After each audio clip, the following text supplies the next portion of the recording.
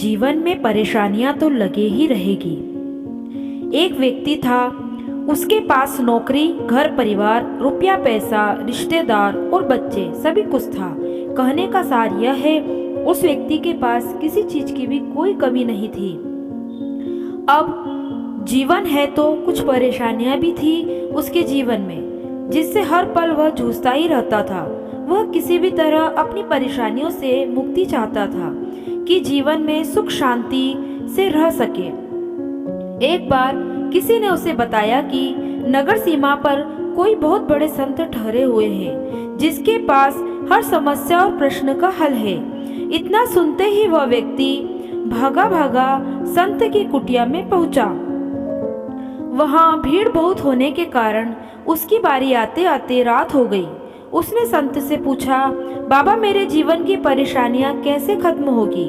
मैं भी सुख और शांति से जीवन जीना चाहता हूँ। संत ने कहा, इसका उत्तर मैं कल सुबह दूंगा।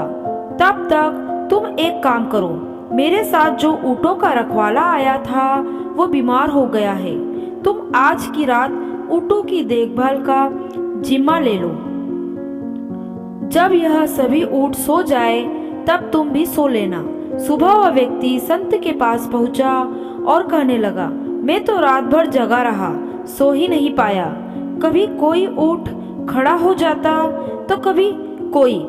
एक को बिठाने का प्रयास करता हूँ तो दूसरा खड़ा हो जाता है। कई ऊँट तो बैठना ही नहीं चाहते, तो कई ऊँट थोड़ी देर में अपने आप ही बैठ जाते हैं। कुछ ऊँटों ने तो बैठने में बहुत ही समय लगा दिया। मैं तो सारी रात भाग दौड़ ही करता रहा। संत ने मुस्कुराहट के साथ कहा, यही तुम्हारे कल के प्रश्न का उत्तर है। कल पूरी रात का घटनाक्रम तुम्हारा जीवन है। अगर ऊँटों को परेशानियां मान ली जाए तो समझना आसान होगा कि जीवन में कभी भी किसी भी क्षण सारी परेशानियां खत्म नहीं हो सकती। कुछ न कुछ हमेशा लगा ही रहेगा।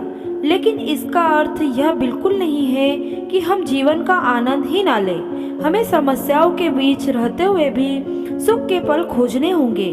संत ने आगे कहा, अगर तुम्हारा जीवन में समस्याओं का तांता लगा हुआ है तो उन्हें सुलझाने का प्रयास करना चाहिए, लेकिन हर पल उसके पीछे नहीं भागना चाहिए। ऊँटों के व्यवहार से तुम जान गए होंगे कि कुछ समस्या कोशिश से खत्म हो जाती है तो कुछ अपने आप सुलझ जाती है।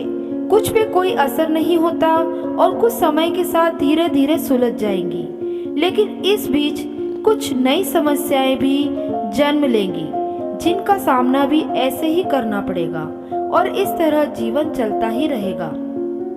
अब यह तुम पर निर्भर करता है कि तुम इस बीच जीवन में आनंद लेते हो या समस्याओं के पीछे हैरान, परेशान व दुखी होकर भागते रहते हो।